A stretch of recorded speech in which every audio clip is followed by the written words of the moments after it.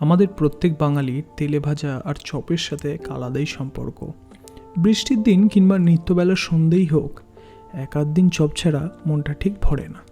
তাই আজকে নিয়ে এলাম আমাদের বাড়ির প্রচলিত এই রেসিপিটি, মৌরলা মাছের চপ।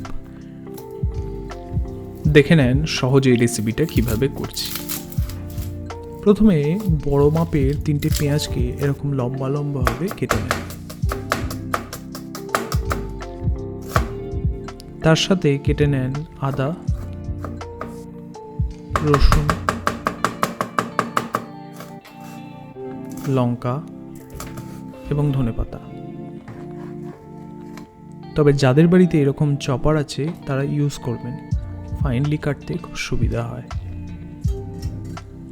অনলাইনে ফ্লিপকার্ট কিংবা অ্যামাজনে এটা খুব সহজে পেয়ে যাবেন।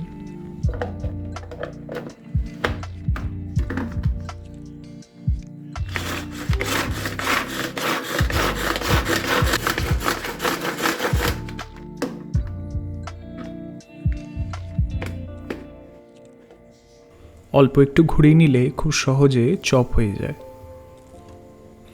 250 গ্রাম মৌরলা মাছে লম্বা করে কাটা পেঁয়াজগুলো দিয়ে দেবেন। এর মধ্যে দিয়ে দেবেন চপড আদা, রসুন, লঙ্কা, ধনেপাতাগুলি, স্বাদ মতো নুন,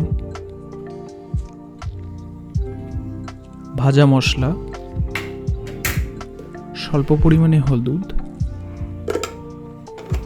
একটি ডিম,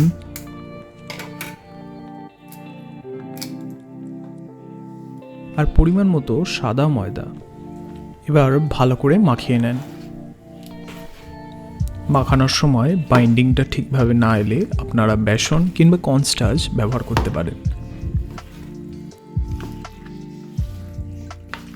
কড়াইটা গরম হলে সর্ষের তেল আন্দাজ মতো দিয়ে গোল গোল করে ছেড়ে দেবেন।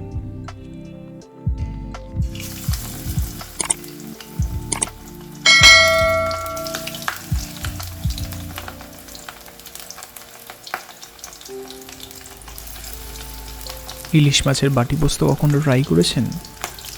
আই বাটনে লিঙ্কটিতে ক্লিক করলে আপনি পেয়ে যাবেন রেসিপিটি।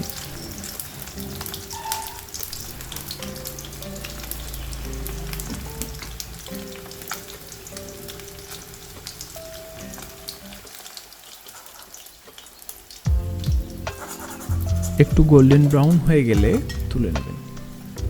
তুলে সার্ভ করলেই প্রস্তুত মৌরলা মাছের চপ।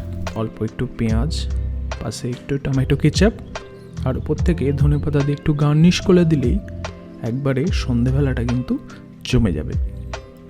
ভিডিওটি ভালো লাগলে লাইক এবং সাবস্ক্রাইব করবেন। আপনাদের মতামত কমেন্ট করে আমাদের জানান। দেখা হবে পরবর্তী পর্বে নতুন একটি রেসিপি নিয়ে। ধন্যবাদ।